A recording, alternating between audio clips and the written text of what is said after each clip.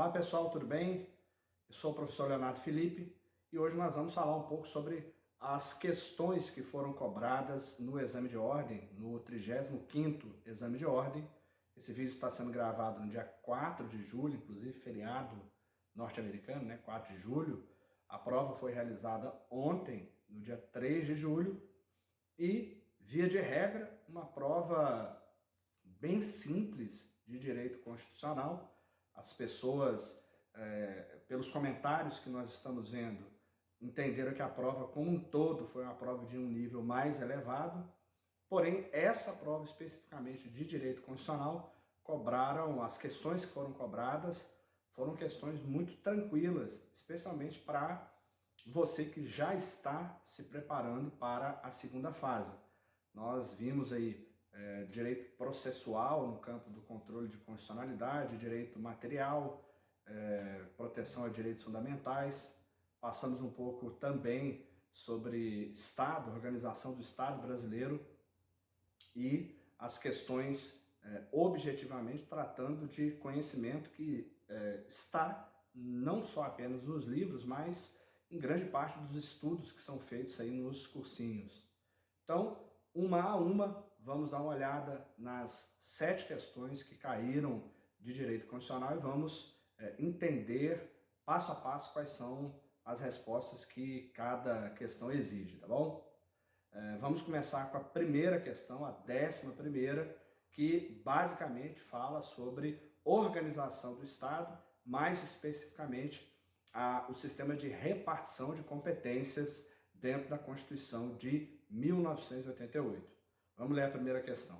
Diante do desafio de promover maior proteção às florestas, à fauna e à flora, reiteradamente atingidas por incêndios e desmatamentos, organizações não governamentais resolvem provocar o poder público a fim de que sejam adotadas providências concretas para a manutenção do equilíbrio climático. Porém, sem saber quais os entes federativos que seriam constitucionalmente competentes para agir na direção almejada, buscam maiores esclarecimentos com um competente advogado. No âmbito da competência comum estabelecida pela Constituição de 88, assinale a opção que apresenta a orientação recebida. Então, essa questão trata de forma bem específica de repartição de competências. No próprio enunciado já fala sobre competência comum, né? Aquilo que é exercido por todos os entes federativos, e as alternativas cobram do estudante que ele tenha uma clareza bem específica sobre a repartição de competências entre União, Estados, municípios e o Distrito Federal, óbvio, e também compreender ou já ter estudado um pouco sobre o sistema federativo. Se você estudou um, você sabe o outro. Nós sabemos que a repartição de competências aqui na Constituição de 88, via de regra, é definida pelo princípio da preponderância do interesse, né? Interesse nacional, interesse regional, interesse local, ok? Então vamos ler junto as alternativas para que a gente possa então já eliminar as dúvidas com relação a qual é a alternativa correta. A primeira questão, estou trazendo aqui para vocês: a União deve atuar legislando privativamente a respeito da referida proteção, sendo que aos demais entes federativos restará tão somente cumprir as normas editadas pela União, sem que possam suplementá-la. Essa legislação, essa capacidade legislativa, ela é uma competência concorrente entre todos os entes, né? Então, vai caber ao Estado, isso aí é letra da Constituição, vai caber à União, ao Estado brasileiro, através da União, a competência para editar normas gerais, competindo aos demais entes que tenham a competência de suplementar naquilo que for necessário.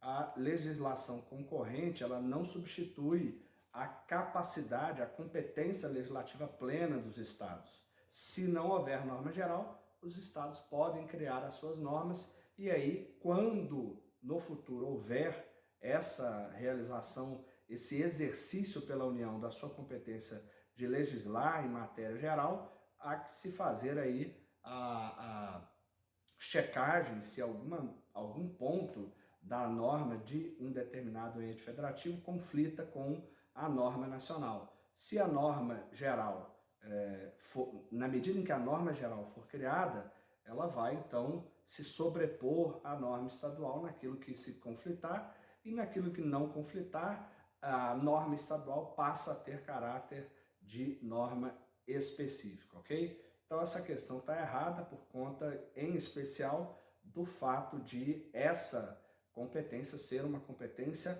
concorrente entre os entes federativos e não uma competência privativa da União. Letra B, vamos lá.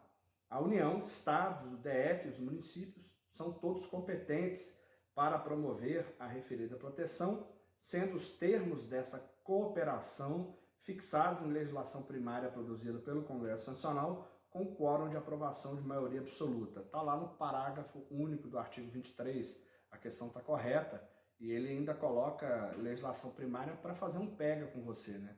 Porque, na prática, essa cooperação ela é definida através de competência, através de lei complementar, e aí a necessidade de se estabelecer através de quórum de maioria absoluta. A gente sabe que o quórum de lei complementar é diverso do quórum de leis ordinárias, ok? Então, a questão está também texto expresso na Constituição, artigo 23, parágrafo único, e também está te cobrando aí por tabela que você saiba qual é o quórum de aprovação das leis complementares. Vai estar lá no capítulo relativo a processo legislativo na Constituição, tá bom? Depois lá do artigo 59, que vai enumerar quais são as espécies de normas legislativas, normas que são objeto do processo legislativo, ele vai explicar lá todos os procedimentos, dentre eles o procedimento de lei complementar, tá bom? Vamos para a terceira, letra C. A União e os Estados dividirão com exclusividade as responsabilidades à produção das normas e à atuação administrativa, tendo por pressuposto o fato de ter o Constituinte originário brasileiro, na Constituição de 88, adotado uma típica federação de terceiro grau, de segundo grau, perdão, né? Uma típica federação de segundo grau.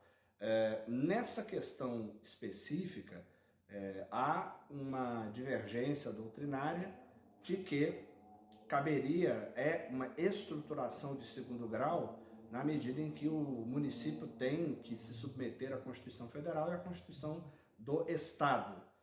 Como nós, a partir do princípio da preponderância do interesse, também adotamos matérias de competência de interesse local, tem a doutrina e os concursos, e entre eles a FGV, entendido que nós, no Brasil, a partir de 88, vivemos um federalismo de terceiro grau. Então, há que se entender o processo de competência do município como um dos graus formadores dessa estrutura federativa. Então, o errado dessa questão, em regra, é que seria um federalismo de terceiro grau e não um federalismo de segundo grau. Por fim, aqui a letra D. A referida proteção é uma tarefa precípua da União, podendo o presidente, no uso de suas atribuições constitucionais, se considerar conveniente, delegar tarefas específicas aos estados, ao DF e aos municípios. Aqui há, mais uma vez, uma discordância, aí, tanto no que diz respeito à competência comum, que é uma competência de todos os entes federativos, como também no âmbito administrativo, né, e também no âmbito legislativo é uma competência concorrente, que cabe aí ao exercício a todos os entes federativos. No caso da competência legislativa, a União ficando com a competência de legislar normas gerais e os demais entes federativos a competência de criar as suas normas específicas para, de forma suplementar, atuar junto com a legislação da União, ok? Então, 11ª questão do exame de ordem, do 35º exame de ordem, gabarito correto, letra B de bola, como inclusive já está disponível no site da Fundação Getúlio Vargas, ok? Bom, vamos falar agora sobre a segunda questão de direito constitucional, na verdade a 12ª da prova do exame de ordem, trata também sobre organização do Estado, uma matéria até que nem é tão cobrada assim dentro das provas de concurso e inclusive aqui no exame de ordem pela FGV, que são os territórios federais dentro da perspectiva da Constituição. Então vamos ver aqui o enunciado dessa questão para nós já caminharmos para a resolutividade dela. Vamos lá. Um agente público federal, em entrevista a jornal de grande circulação, expressou sua insatisfação com o baixo índice de desenvolvimento econômico e social de aproximadamente 25% do amplo território ocupado pelo estado Alfa, mais precisamente da parte sul do estado. Por entender que a autoridade estadual não possui os recursos necessários para implementar políticas que desenvolvam essa região, afirma que faz parte da agenda do governo federal transformar a referida área em território federal. O governador de Alfa, preocupado com o teor do pronunciamento, solicita que os procuradores do Estado informem se tal medida é possível, segundo os parâmetros estabelecidos na Constituição Federal. O corpo jurídico, então, responde que, bom, a questão basicamente vai te cobrar que você saiba que na Constituição Federal prevê, ou seja, existe a possibilidade de o Brasil ter territórios federais em que pese hoje não exista nenhum. Então vamos ler cada item dessa questão, lembrando que são, pelo que está escrito no enunciado, manifestações do corpo jurídico que foi consultado pelo governador do estado Alfa. Vamos ver aqui uma a uma. Letra A. Embora na atual configuração da República Federativa do Brasil não conste nenhum território federal, caso venha a ser criado, constituirá um ente dotado de autonomia política plena. Essa questão está falsa, né? Não existe autonomia plena para territórios. Nos termos lá do artigo 18, quem possui autonomia são os entes federativos, União, Estados, Distrito Federal e municípios. Territórios não estão inclusos no rol de entes federativos dotados de autonomia, capacidade de auto-organização, autolegislação, auto-administração e autogoverno. Então, os territórios, quando criados, eles se incorporam à estrutura jurídica da União como uma espécie de autarquia fruto de descentralização territorial. Então, não é um órgão público, ela entra com esta qualidade jurídica de um ente dotado de personalidade jurídica fruto de descentralização territorial, ok? Então, errada essa questão porque os territórios não possuem autonomia plena. Vamos lá para a letra B. Embora não exista território federal na atual configuração da República Federativa do Brasil, a Constituição Federal de 1988 prevê expressamente a possibilidade de sua criação. Verdadeiro, né? Isso aí está previsto no artigo 18, parágrafo 2º e no artigo 33 da Constituição. Então, também uma questão que nos traz a letra exata da Constituição Federal, tá bom? Então, não tem aqui muito para onde correr, uma questão muito fácil. Tanto a questão, o item A, quanto o item B, exigindo um grau muito tranquilo de conhecimento dos estudantes. Vamos lá para a letra C. Em respeito ao princípio da autonomia estadual, somente seria possível a criação do território pelo governador de Alfa, a quem caberia a responsabilidade pela gestão. Aqui está completamente errado, né? A Constituição deixa claro que quem tem a competência de criar os territórios é a União, mediante lei complementar. Então, com maioria absoluta, a gestão é do território, é da União, tanto é que o nome é território federal. Então, não existe essa possibilidade de criação de territórios estaduais. Existe sim a possibilidade de criação de territórios federais. Então, a competência sempre será da União, através do Congresso Nacional, via lei complementar. Quem quiser dar uma olhada, além do artigo 18, parágrafo 2º, e do artigo 33 da Constituição, vale também dar uma consultada na Lei Complementar número 70 de 74, Lei Complementar 20 de 74. Essa lei complementar também trata de forma específica sobre a formação de territórios. E por último, a letra D. A letra C também está errada, conforme nós já vimos, e agora vamos para a letra D, e é o último item dessa questão. Ainda que o Brasil já tenha tido territórios federais, a Constituição Federal não prevê tal modalidade, o que afasta a possibilidade de sua criação. Totalmente errado. Se você já acertou os demais itens, saberia que a Constituição prevê lá no artigo 18, parágrafo 2º e no artigo 33 a possibilidade de existência de territórios federais. Questão absolutamente tranquila, letra B de bola é a correta, e vamos dar seguimento, bora para frente, ver já a questão 13. Bom, dando continuidade, vamos na terceira questão, agora a 13ª da prova, né? Terceira questão de direito constitucional, que também trata de um tema que não é complexo, mas depende de uma leitura muito tranquila, um estudo prévio, óbvio, do direito à nacionalidade, direito relativo à nacionalidade. Aquela questão sobre brasileiros natos, brasileiros naturalizados, como que se forma a definição do conceito de nacional, ou seja, através do ius solis ou do ius sanguinis, ou uma mistura de ambas as formas de aquisição de nacionalidade. Vamos dar uma olhada no enunciado da questão 13. Doralice, brasileira, funcionária de uma empresa italiana, situada em Roma, Itália, conheceu Rocco, italiano, e com ele se casa. Em Milão, em 98, nasce Giuseppe, filho do casal, sendo registrado unicamente em repartição pública italiana. Porém, recentemente, Giuseppe, que sempre demonstrou grande afinidade com a cultura brasileira, externou a seus pais e amigos duas ambições: adquirir a nacionalidade brasileira e integrar os quadros do Itamaraty, na condição de diplomata brasileiro. Ele procura, então, escritório de advocacia do Brasil para conhecer as condições necessárias para atingir os seus objetivos, de acordo com o sistema jurídico constitucional brasileiro.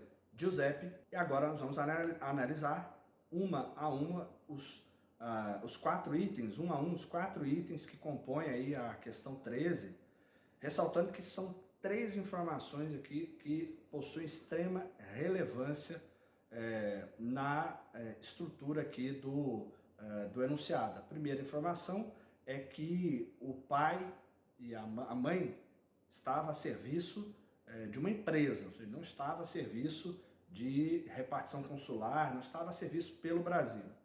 Segunda informação, que é extremamente relevante, é que o rapaz, Giuseppe, nasce em 1998. Guarde essa informação, que ela é muito importante.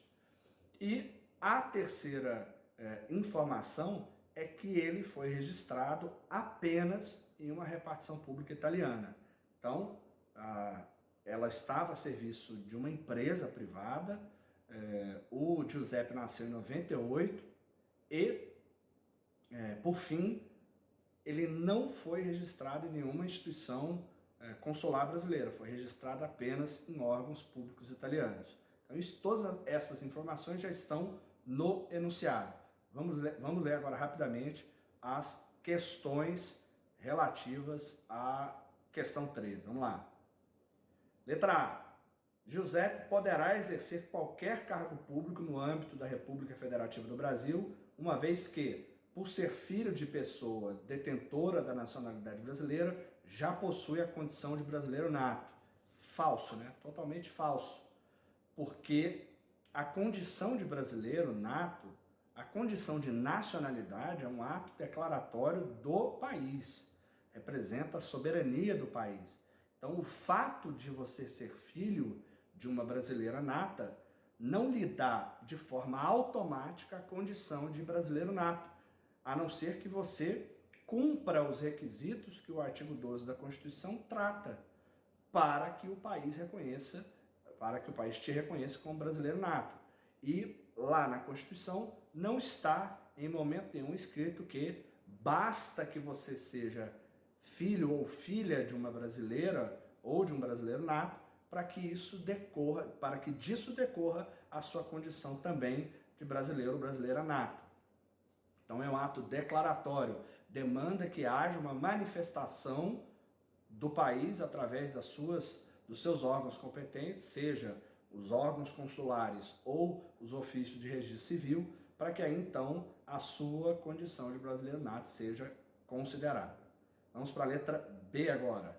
Letra B, Giuseppe poderá atingir o seu objetivo de ser o diplomata brasileiro caso lhe seja reconhecida a condição de brasileiro nato, status que somente será alcançado se vier a residir no Brasil e optar pela nacionalidade brasileira. Exatamente, é a expressa previsão lá do artigo 12, que trata sobre quais são os requisitos da declaração de que uma pessoa é brasileiro nato ou ela é brasileira nata, ok?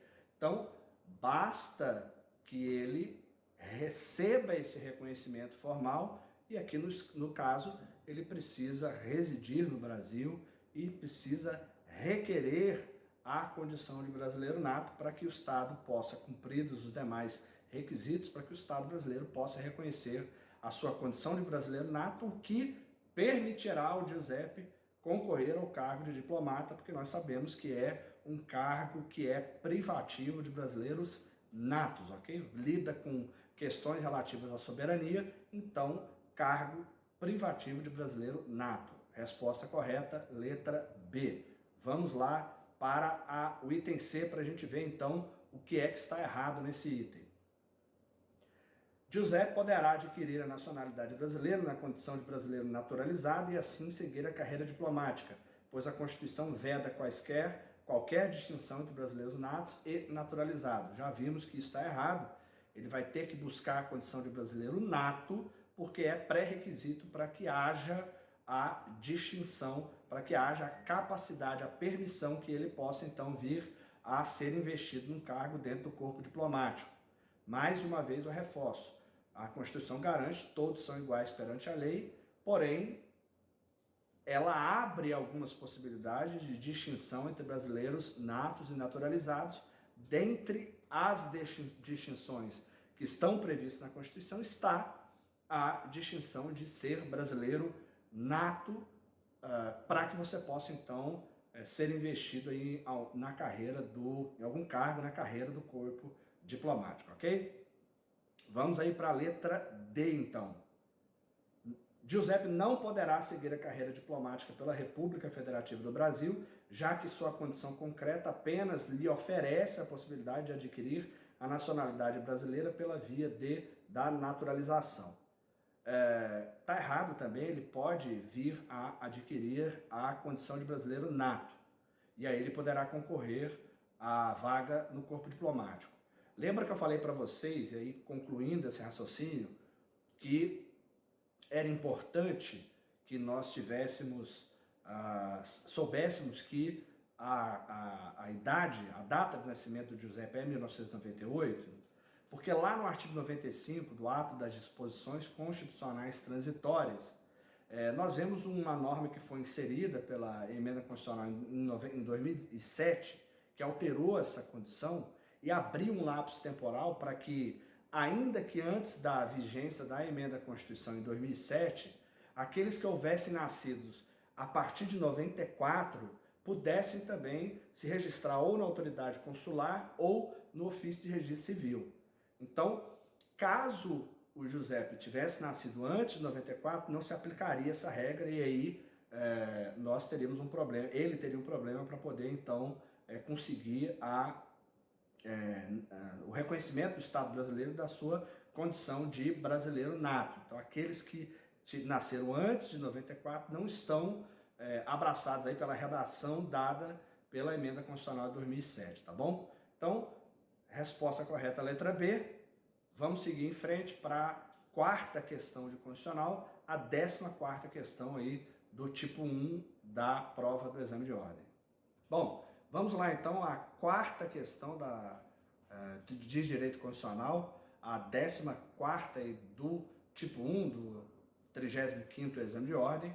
Essa questão ela vai tratar um pouco de processo legislativo, controle de constitucionalidade, vai tangenciar ali o controle de constitucionalidade, mas o foco dela mesmo é a direitos fundamentais, em especial os direitos sociais, mais especificamente o direito à assistência social, ok? Vamos ler agora o enunciado da questão para a gente compreender um pouco como que o examinador quis cobrar os alunos, as pessoas que estão fazendo a prova. Lei ordinária do município Alfa dispôs que os benefícios de assistência social voltados à reabilitação das pessoas com deficiência passariam a ser condicionados ao pagamento de contribuição à Seguridade Social pelos beneficiários. Sobre a questão em comento, com base no texto constitucional, assinale a afirmativa correta. Aqui também é muito tranquilo, não há uma grande complexidade, é mais entender se você estudou de forma clara a matéria de direitos sociais e tem conhecimento com relação a processo legislativo e controle de constitucionalidade.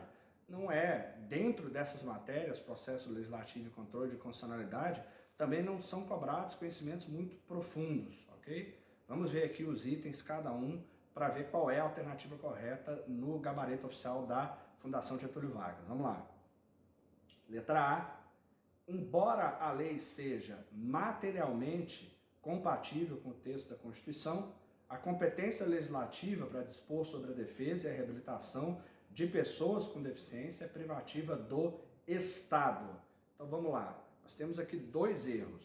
O primeiro erro é que nós vamos entender isso um pouco mais adiante, mas se você estudou a matéria, você sabe que essa questão ela é materialmente incompatível, porque cria uma dificuldade à obtenção dos benefícios de assistência social. Vamos ler de novo aqui o enunciado. Embora a lei seja materialmente compatível com o texto da Constituição de 88, materialmente é o conteúdo da norma. Aquilo que está estabelecido na norma é compatível com a Constituição? Não. Então, o objeto daquela norma não é compatível com a Constituição, porque cria um embaraço à obtenção dos benefícios da assistência social. E o segundo, por se tratar de competência do Estado. Olha o que o item fala. A competência legislativa para dispor sobre a defesa e a reabilitação de pessoas com deficiência é privativa do Estado. Na verdade, não é, né? Então, nós temos aí uma competência que pode ser exercida pelo município na medida que eu estabeleço aí as estruturas de reabilitação dentro da perspectiva do próprio município, que é o caso, é uma lei ordinária municipal. A letra B fala o seguinte: a lei ordinária do município Alfa apresenta vício material, já que a reabilitação das pessoas com deficiência é matéria estranha à assistência social. Vamos lá. Olhando única e exclusivamente com relação a o município poder tratar de questões relativas à assistência social ou não.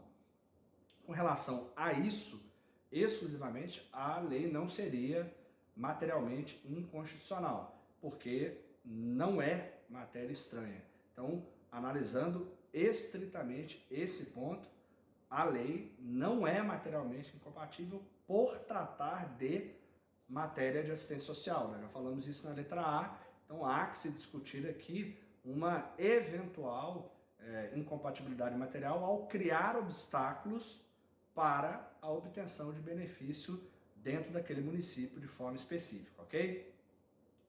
Vamos agora para a letra C.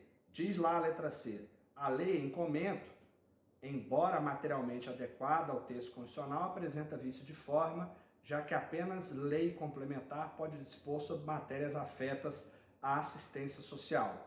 Com relação à incompetência ou inconstitucionalidade material, nós já falamos nos outros dois itens. Aqui há uma questão que torna o item errado quando ela vai tratar da inconstitucionalidade formal, um vício de forma. Mais uma vez, olha o que diz a questão. Já que apenas lei complementar pode dispor sobre matérias afetas à assistência social. Isso não está escrito em nenhuma parte da Constituição. Então, não há a obrigatoriedade de matérias relativas à assistência social serem tratadas por lei complementar, e sim por lei ordinária, ok? Se não há obrigação, por consequência, pode ser tratada em matéria de lei ordinária. A doutrina vai te falar, quer dizer que pode ser feita uma lei complementar? Impede? Não, não impede, mas não há necessidade, o quórum é menor, a facilidade é maior, então aqui não há, a questão está errada, porque não é lei complementar, a Constituição não faz essa exigência, ok? E por último, então, a alternativa que está correta é a letra D, vamos ler e vamos entender o porquê que ela está correta. Trata-se de lei inconstitucional, vez que a Constituição de 88 estabelece que os benefícios de assistência social serão prestados a quem deles necessitar, independentemente de contribuição à Seguridade Social. É um compilado aí de tudo aquilo que nós já falamos nos outros itens, por isso que eu disse no início que quem tivesse estudado não teria problema com essa questão. Artigo 203 é a letra expressa do texto constitucional, tá ok? Vamos lá, pessoal.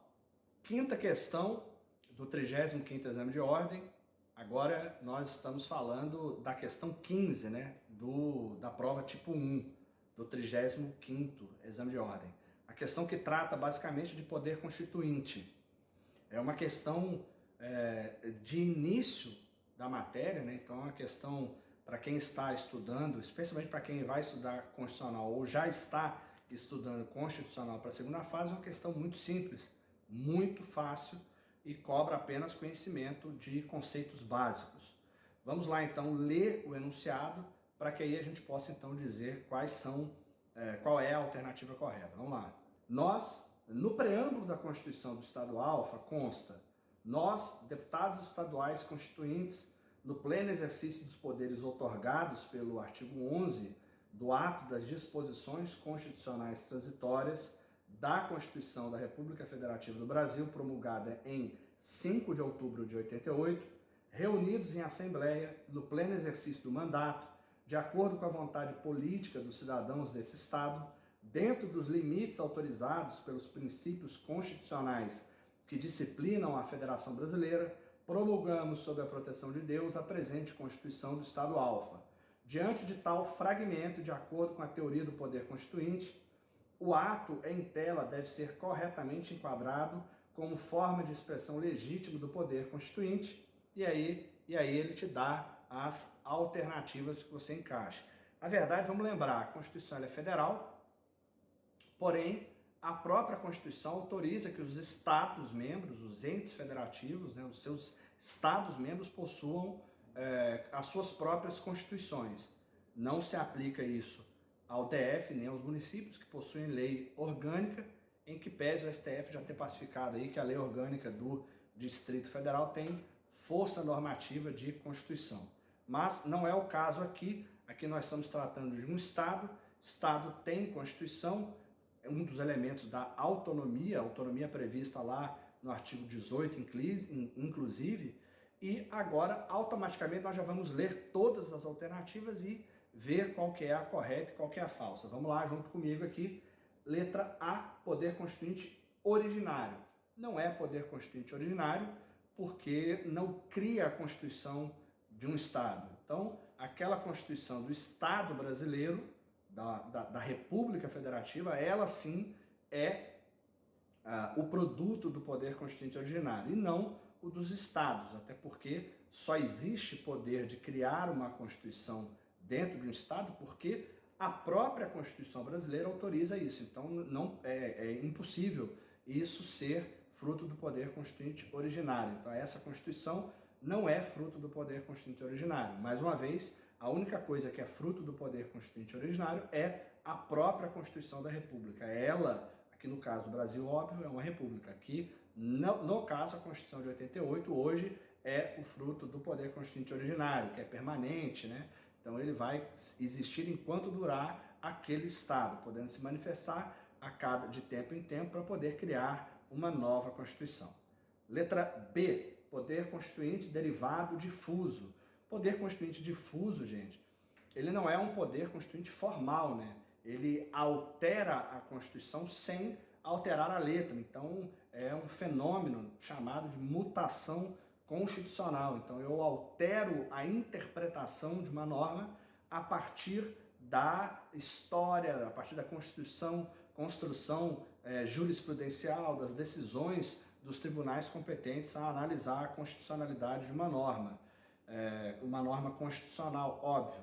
Então, não é o poder constituinte derivado difuso que nós estamos aqui nos referindo. Letra C, poder constituinte derivado decorrente. Esse sim, decorre do poder constituinte originário permitir com que os estados tenham as suas próprias constituições. Então eu vou ter o poder constituinte derivado decorrente autorizando os estados a terem as suas próprias constituições. É isso. Basicamente não tem muito o que se cobrar aqui nessa matéria. Letra D, por óbvio, também está errada. Ela fala em poder constituinte derivado reformador, que na prática são as emendas constitucionais. Então, as emendas constitucionais correspondem ao poder constituinte derivado reformador, é o poder de reforma, ele altera a Constituição, óbvio aí que dentro dos limites estabelecidos lá pelo artigo 60 da Constituição, limites materiais, limites procedimentais, limites formais de uma forma geral, ok? Gente, vamos lá, a penúltima questão aí, a sexta questão de constitucional, a questão de número 16 da prova tipo 1 do 35º exame de ordem. Vamos dar uma lida aqui, uma questão muito fácil, mas muito fácil. Essa questão ela está no nível das questões talvez mais tranquilas que eu já vi a Fundação Getúlio Vargas cobrar no exame de ordem. Trata exclusivamente da inviolabilidade do domicílio em análise estrita da Constituição do artigo 5º. Vamos ler o enunciado e tratar de item por item. Vamos lá. O juízo da 10ª Vara Criminal do Estado Alfa, com base nos elementos probatórios dos autos, defere medida de busca e apreensão a ser realizada na residência de João. Devido à intensa movimentação de pessoas durante o período diurno, bem como para evitar a destruição deliberada de provas, o delegado de polícia determina que as diligências necessárias ao cumprimento da ordem sejam realizadas à noite, quando João estaria dormindo, aumentando as chances de sucesso da incursão. Sobre o caso hipotético narrado, com base no texto constitucional, assinale a afirmativa correta. Aqui, gente, artigo 5º, inciso 11. A casa é asilo inviolável da pessoa, ninguém podendo adentrar sem consentimento do morador, exceto em 3 casos, quando for flagrante delito, para prestar socorro ou com autorização judicial durante o dia. Então acabou, a própria norma constitucional já te dá quais são as alternativas que pode-se relativizar o direito à inviolabilidade do domicílio. É um direito absoluto? Não. Eu posso relativizar. Quando? Nessas 3 hipóteses. Então não há uma quarta hipótese para que permita, então, um juiz conceder uma ordem de busca e apreensão para ser cumprida no período noturno. Até porque, e aí eu deixo claro, na análise do texto, não há momento nenhum dizendo que naquela casa está havendo um crime para que possa se caracterizar o flagrante. Nem necessitaria de ordem judicial para isso. Se configurado o flagrante, a autoridade policial adentrasse, caberia informar isso ao juízo para que então se verificasse a legalidade daquela busca e apreensão no momento ou não, ok? Vamos ler aqui as alternativas para entender exatamente o que está errado e o que está certo. Letra A. A inviolabilidade do domicílio, embora possa ser relativizada em casos pontuais, não autoriza que as diligências necessárias ao cumprimento do mandado de busca e apreensão na residência de João sejam efetivadas durante o período noturno. Óbvio, está escrito na Constituição, mediante ordem judicial durante o dia e não durante a noite. Durante a noite ele vai poder entrar em flagrante ou para prestar socorro. Ponto final. Então, correto, letra A. Vamos aí para a letra B. A incursão policial na residência de João se justificaria apenas em caso de flagrante delito, mas, inexistindo a situação de flagrância, o mandado de busca e apreensão expedido pelo juízo da 10ª Vara Criminal do Estado Alfa é nulo. Repetindo, a incursão policial na residência de João se justificaria apenas em caso de flagrante delito. Falso, né? Eu poderia ter, mediante ordem judicial, desde cumprir durante o dia. Então, o mandado judicial, ele deve ser cumprido durante o dia, independente aí de ser flagrante ou não. Se for flagrante, pode ser a qualquer hora. E, óbvio, torna a dizer, ele necessitaria de ordem judicial para isso. Se há um cometimento de crime, a polícia pode agir, ok? Letra C. O cumprimento de medida de busca e apreensão durante o período noturno é justificado pelas razões invocadas pelo delegado, de modo que a inviolabilidade do domicílio cede espaço à efetividade e à imperatividade dos atos estatais. Óbvio que não, né? O princípio da inviolabilidade do domicílio, ele é expresso na Constituição e só pode ser relativizado daquelas 3 hipóteses. Então não existe a efetividade do ato estatal a justificar uma relativização inconstitucional do direito à inviolabilidade do domicílio.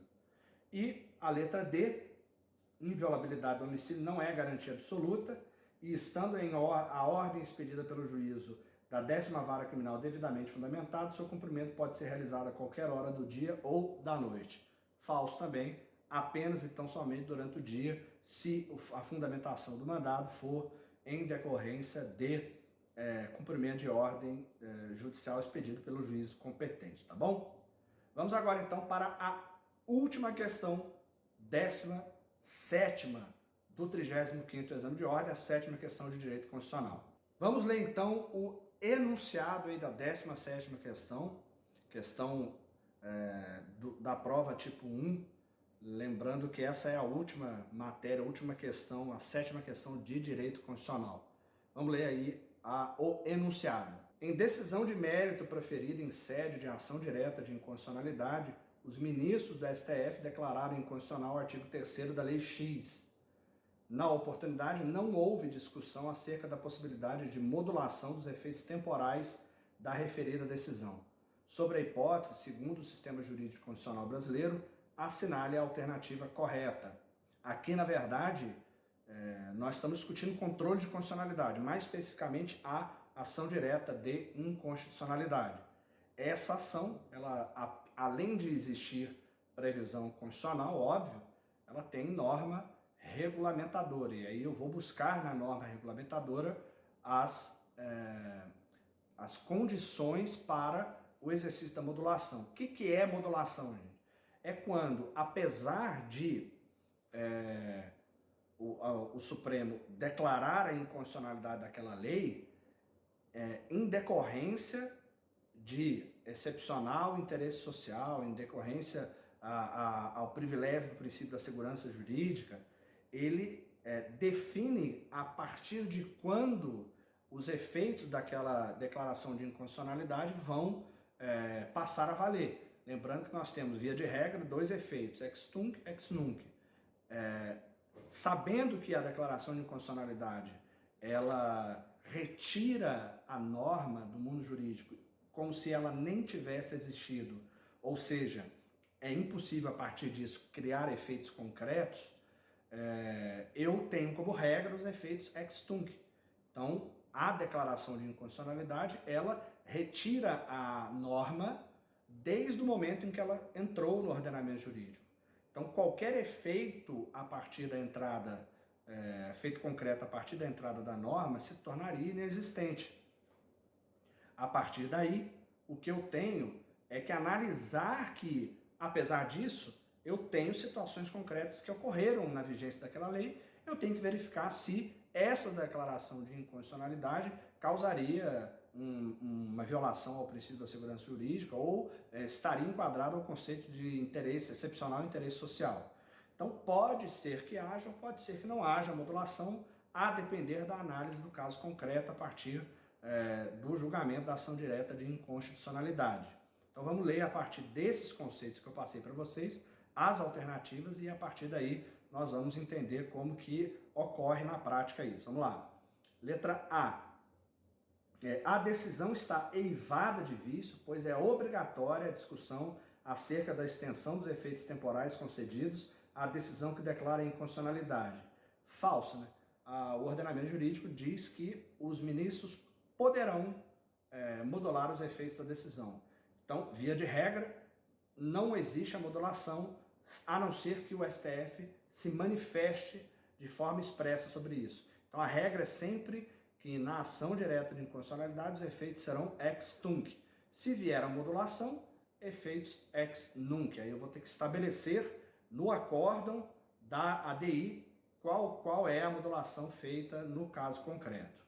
Então a letra A é falsa. Letra B. A decisão possui eficácia temporal ex tunc, já que no caso apresentado, esse é o natural efeito a ela concedido. Verdadeiro, né?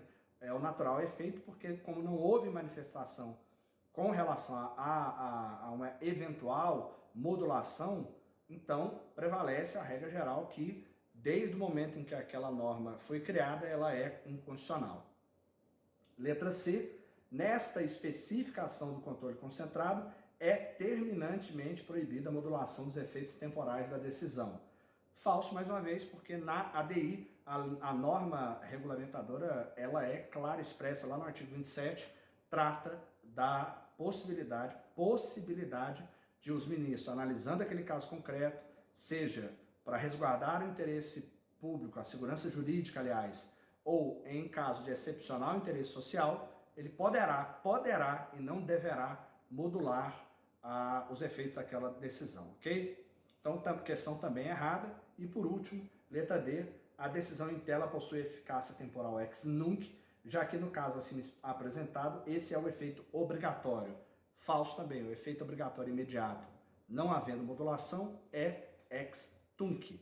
Então, toda a vigência da norma é afetada desde a sua origem até o momento em que ela é declarada inconstitucional, ok? Então, gabarito correto, letra A. Pessoal, esse é o nosso vídeo aqui de comentários. Espero que vocês tenham gostado aí. Curta, compartilhe aí para a maior quantidade de pessoas e torço para que vocês tenham sido aprovados aí no 35º Exame de Ordem e já estejam se preparando aí para a segunda fase em Direito Constitucional. Eu posto aqui direto, continuarei postando vídeos relativos às matérias que podem cair na segunda fase do Exame de Ordem, tá bom? Conto contigo aí, inscreve, compartilha, beijo no seu coração e até a próxima.